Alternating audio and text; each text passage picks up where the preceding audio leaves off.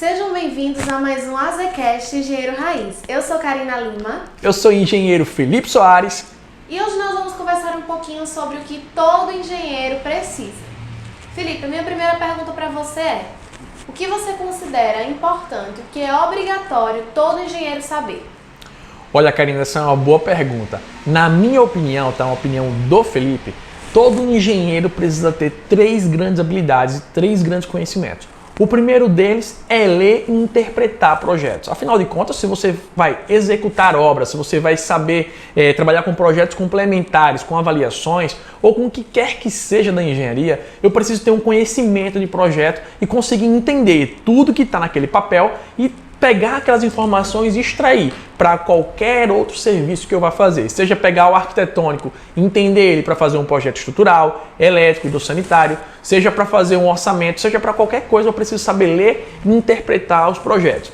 A segunda grande habilidade, ou grande característica que um profissional precisa ter é saber levantar quantitativos, porque eu leio e interpreto os projetos, mas preciso saber extrair aquelas informações, quantificando, ou seja, eu preciso saber levantar quantitativos. E a terceira é saber gerenciar pessoas, saber fazer gestão da obra. Com essas três características, com essas três habilidades, sabendo esses três pilares da engenharia, que na minha opinião são muito importantes, eu consigo gerenciar qualquer obra.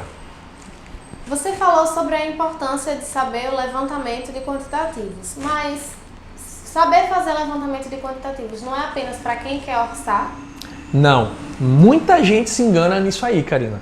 Levantamento quantitativo está além do orçamento. Eu preciso de levantamento de serviços e de materiais em diversas etapas da obra.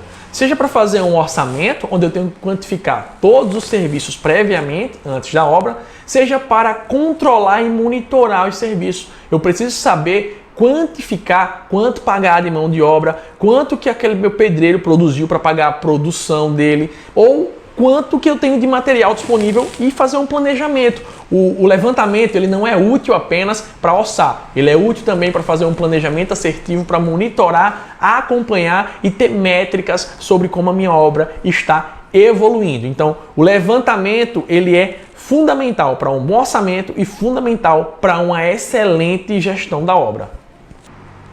Certo, então para ter um bom orçamento e para ser um bom gestor de obras, eu preciso saber levantar serviços. Então, para fazer um bom levantamento, o que eu preciso saber? Só complementando aí, Karina, não preciso só saber levantar serviço, eu preciso saber levantar quantitativos. Sejam serviços, sejam materiais, seja mão de obra. Então, assim, levantamento envolve muito mais coisa do que só serviço, tá certo? E ó, vamos lá. Para eu ter um bom levantamento de quantitativos, ou falando como você já disse, para ter um bom orçamento de obra, eu preciso saber levantar quantitativo, eu preciso ter um levantamento assertivo. E para fazer um bom levantamento de quantitativos, eu preciso ter bons projetos. Isso mesmo que você ouviu. Os projetos ainda são a base de um bom levantamento. Se eu tenho um projeto detalhado, um projeto recheado de informação, eu consigo extrair o máximo possível de quantitativo com o máximo de precisão. Eu consigo, Karina, através dos projetos, as especificações técnicas e talvez um memorial descritivo de como vai ser aquelas atividades, saber exatamente o passo a passo que eu tenho que seguir daquela atividade ali e, principalmente, entender aqueles projetos para extrair aquele quantitativo. Enxergar no projeto uma parede e saber que aquilo é uma parede.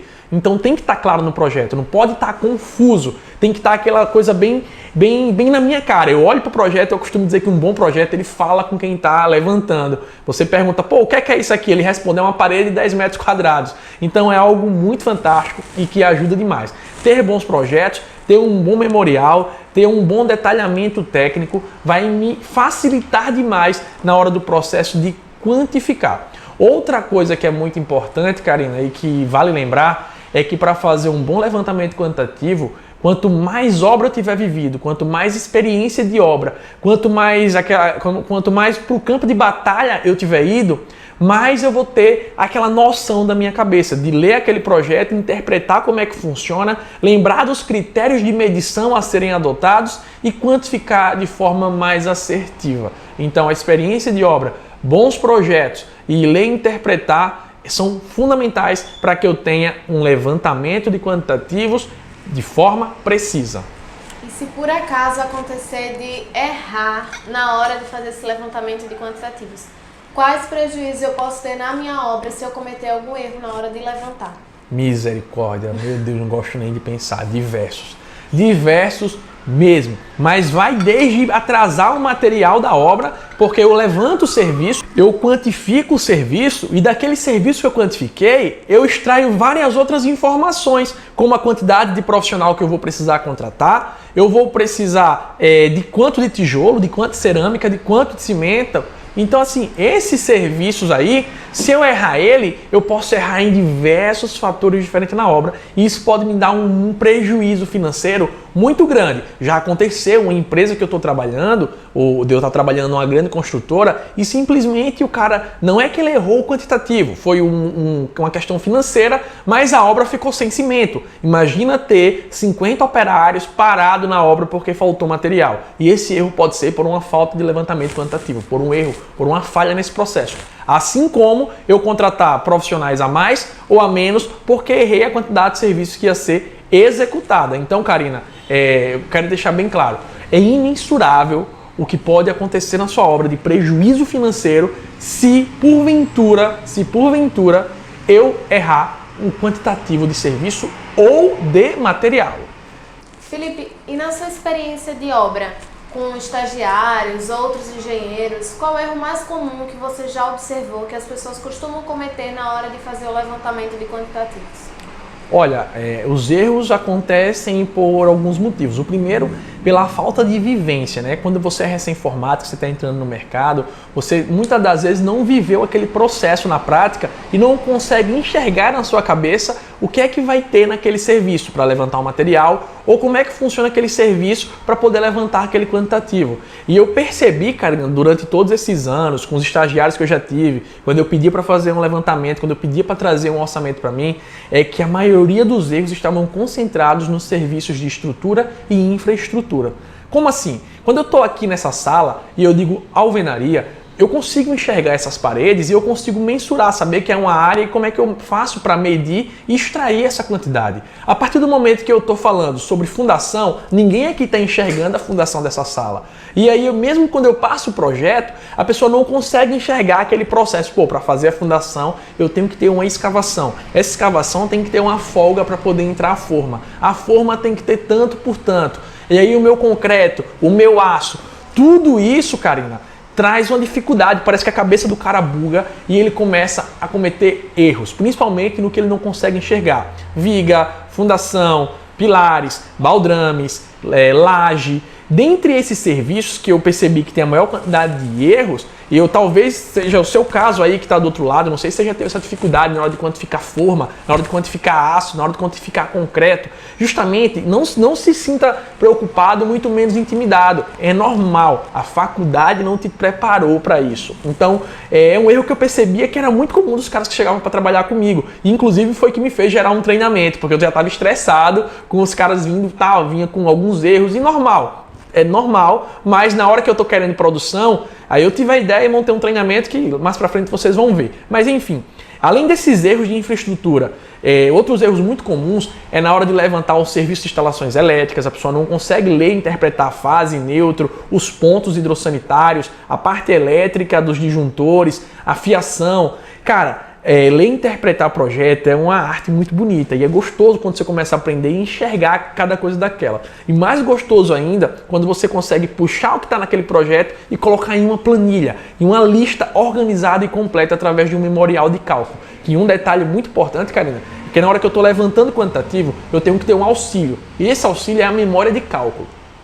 Essa memória é o engenheiro descrever como que ele chegou naqueles resultados. Porque vamos supor que eu executei essa obra hoje e daqui a 10 anos eu vou executar uma obra parecida. Eu não vou ter o trabalho de levantar tudo de novo e se chegar uma fiscalização porventura na obra pública, eu vou conseguir exatamente entender como é que eu cheguei naqueles resultados. De repente você considerou algo que não estava no projeto, mas você percebeu a necessidade. Vamos supor um duplo escoramento, entendeu? São coisas assim que fazem toda a diferença. Por isso que é fundamental aquela vivência da obra em si.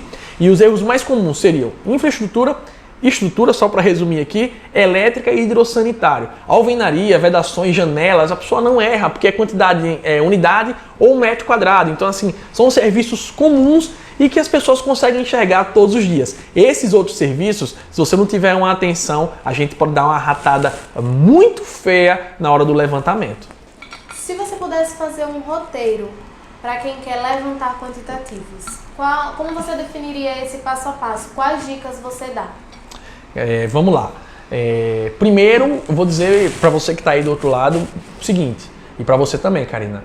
O passo a passo ele é uma medida, um roteiro a ser seguido, só que vai evoluindo e vai chegando à perfeição cada vez que você vai levantando, fazendo, aprendendo, reinventando, voltando, revisando, enfim.